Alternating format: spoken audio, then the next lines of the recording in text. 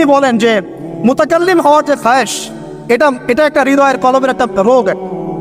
মুতাকাল্লিম হওয়ার যে খায়েশ মানুষের মধ্যে থাকে যে আমাকে সব বিষয়ে কথা বলতে হবে, এটা অন্তরের একটা রোগের নাম। তো এটা যদি একটা ইবাদত হয় তাহলে সিরাতের সুন্নতে আসতে হবে, আমরা এগ্রিত। ঠিক আছে। এখন দ্বিতীয় কথা হচ্ছে 3 নম্বর শর্তটা আরো ডেঞ্জারাস, সেটা হচ্ছে রিজিক হালাল হতে হবে।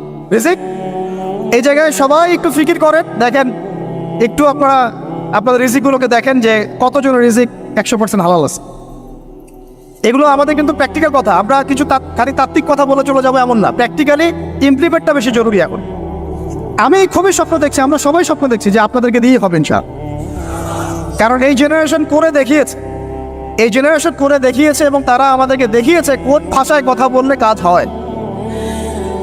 এতদিন তো আমরা বলে আসতাম, তো এই ভাষার কথা বললে আপনারা আমাদেরকে অনেক ট্যাগ দিতেন।